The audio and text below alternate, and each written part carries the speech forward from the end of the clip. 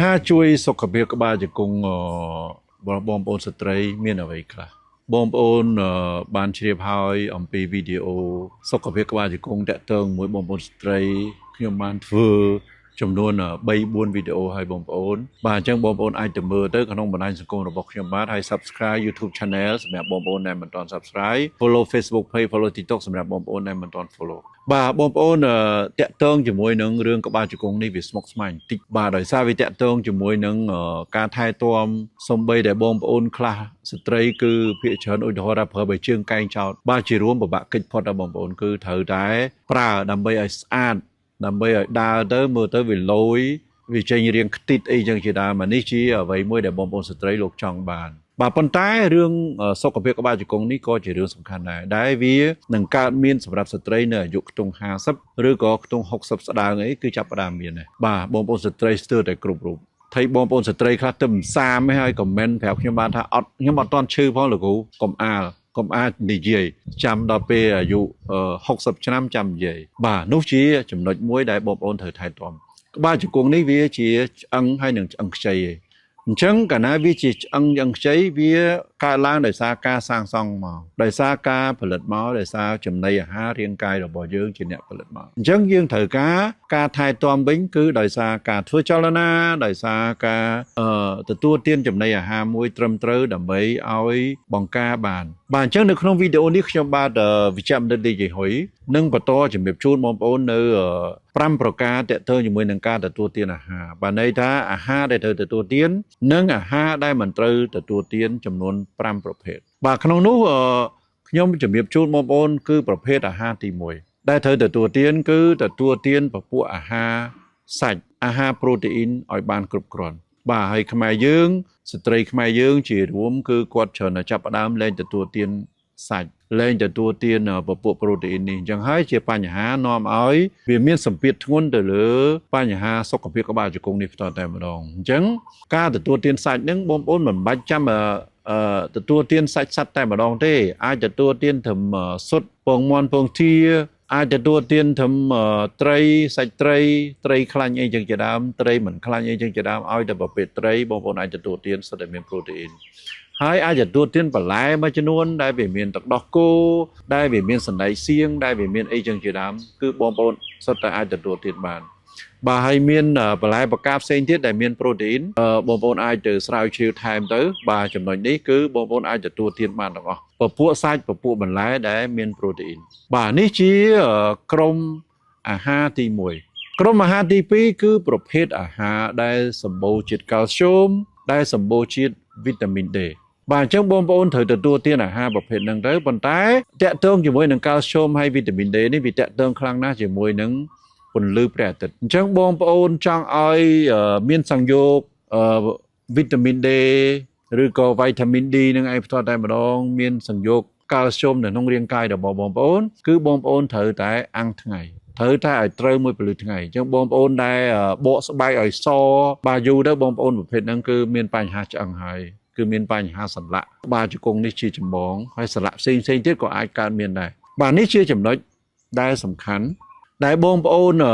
ត្រូវគិតថាថ្ងៃនេះពន្លឺថ្ងៃនេះគឺសំខាន់មែនទែនហើយខ្មែរយើងមិនសូវឲ្យតម្លៃទេដោយសារប្រទេសយើងជាប្រទេសដែលសម្បូរពន្លឺថ្ងៃអញ្ចឹងគឺនាំគ្នាអ្នកខ្លះនឹងស្អប់ពន្លឺថ្ងៃទៅវិញការពិតពន្លឺថ្ងៃនេះគឺមានអត្ថប្រយោជន៍ជួយឲ្យបងប្អូនបង្កើតជាតិកាល់ស្យូមនៅក្នុងរាងកាយបង្កើតពពួកវីតាមីន D ពពួកវីតាមីន D នៅក្នុងរាងកាយរបស់បងប្អូនផ្ទាល់តែម្ដងបាទនេះជាក្រុមអាហារទី2ក្រុមអាហារទី3គឺក្រុមអាហារដែលសម្បូរសារជាតិម៉ាញ៉េស្យូមពីព្រោះថាសារជាតិម៉ាញ៉េស្យូមនេះវាដើរតួនាទីសំខាន់ណាស់នៅក្នុងការជួយទ្រទ្រង់ជួយពង្រឹងសុខភាពសាច់ដុំរបស់បងប្អូនផ្ទាល់តែម្ដងបើយើងអត់មានជាតិម៉ាញ៉េស្យូមទេសាច់ដុំនឹងប្រហែលជាមានបញ្ហាបងប្អូនឃើញទេបងប្អូនស្ត្រីក៏ដោយបងប្អូនបុរសក៏ដោយដែលខ្វះជាតិម៉ាញ៉េស្យូមវាធ្វើឲ្យរមួលក្រពើ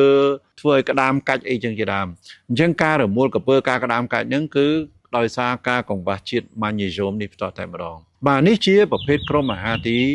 3ក្រុមអាហារទី4គឺពពួកក្រុមអាហារដែលពពួកមានសារជាតិខ្លាញ់ល្អមានសារជាតិខ្លាញ់ ត្រីអីចឹងជាដើមហើយដែលមានការធ្វើជាអាហារបំពន់លក់អីនៅក្នុងចំណុចហ្នឹងគឺពពួក omega 3មាន omega 5ឬក៏ omega 4អីចឹងជាដើមបងប្អូនមាន omega ហ្នឹងច្រើនណាស់បាទប៉ុន្តែសពថ្ងៃយើងល្បីជាងគេ omega 3នេះដោយសារអីដោយសារមានការលក់នៅតាមអនឡាញច្រើនអញ្ចឹងបងប្អូនដែលមានលុយទិញហូបក៏មិនជាបញ្ហាដែរប៉ុន្តែបងប្អូនដែលមិនមានលុយពពួក omega 3នេះក៏ថ្លៃគួរសមដែរអញ្ចឹងវាអត់មានជួយអីប្រហែលទេមែនទេទៅវាគ្រាន់តែជួយកាត់បន្ថយការរលាកឆ្អឹងហ្នឹងទេអញ្ចឹងវាមិនមែនតែជួយអស្ចារ្យយ៉ាងទេបងប្អូនឃើញមានការផ្សាយ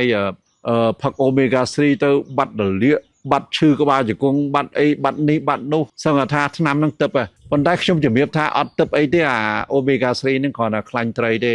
លោកតាលោកយាយនៅតាមជនបទស្គាល់ច្បាស់ខ្លាញ់ត្រីហើយខ្លាញ់ត្រីអត់ពិបាកទេបងប្អូនសម្បូរណាស់ពីដើមនៅប្រទេសយើងបាទយើងមានត្រីធំធំអញ្ចឹងយើងមានខ្លាញ់ច្រើនតែឥឡូវដោយសារយើងអស់ត្រីធំទៅត្រីតូចហ្នឹងវាអត់សូវមានខ្លាញ់ទេបាទនេះជាបញ្ហាមួយអញ្ចឹងចំណុចទី4ហ្នឹងគឺសូមឲ្យបងប្អូនបន្តទទួលទានខ្លាញ់ត្រីឲ្យបានច្រើនខ្លាញ់ល្អឲ្យបានច្រើនដើម្បីវាជួយប្រឆាំងជាមួយនឹងការរលាកពីព្រោះថាកាលណាមានខ្លាញ់ច្រើនទៅក្បាលជង្គង់ហ្នឹងវាហាក់ដូចជាមានជាតិរំអិលច្រើនបាទបងប្អូនធ្លាប់និយាយថាច្បាក់កង់ច្បាក់ឡានច្បាក់កង់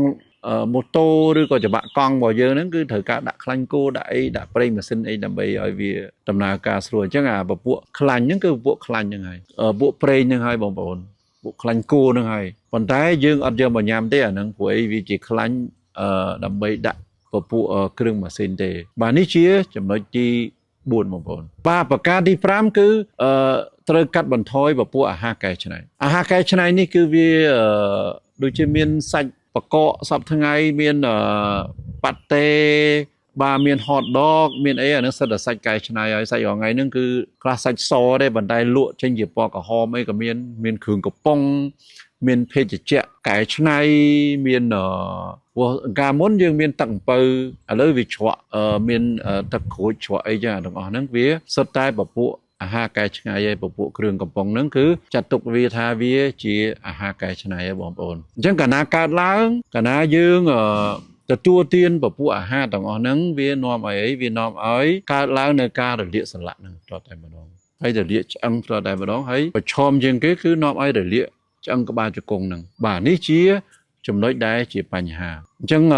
សង្ខេបមកវិញគឺ5ចំណុចនេះខ្ញុំគិតថាបងប្អូនអាចយកទៅអនុវត្តហើយថែទាំសុខភាពទៅបានហើយនៅមានចំណុចផ្សេងទៀតតែ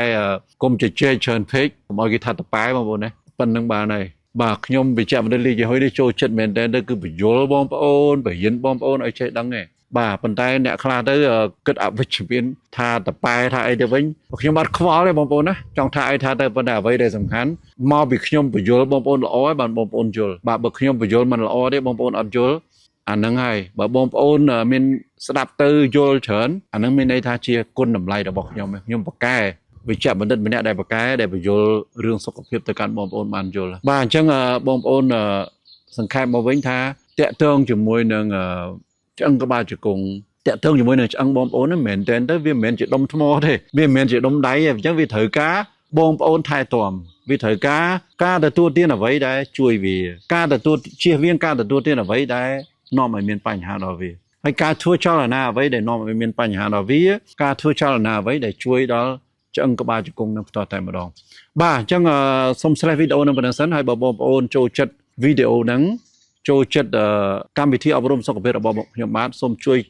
ចុច like ចុច share ឲ្យបេះដូងគ្រប់គ្នាហើយចែករំលែកទៅកាន់មនុស្សជាទីស្រឡាញ់ដើម្បីលើកទឹកចិត្តខ្ញុំបាទក្នុងការបន្តអប់រំសុខភាពជូនបងប្អូនបន្តទៀតហើយបើចង់ជួយពង្រឹងការបោះពុម្ពសៀវភៅដើម្បីពួកខ្ញុំក្នុងផែនការដាក់បោះពុម្ពសៀវភៅឲ្យបាន100ក្បាល100មុខអញ្ចឹងបងប្អូនអាចឧបត្ថម្ភតាមលេខគណនីធនាគារនៅលើវីដេអូនេះតែម្ដងបាទអញ្ចឹងវីដេអូនេះសូម slash ប៉ុណ្ណឹងសិនហើយជួបបងប្អូននៅវីដេអូថ្ងៃរសៀលនេះឬក៏វីដេអូថ្ងៃស្អែកជាបន្តទៀតបាទសូមជម្រាបលាបាទ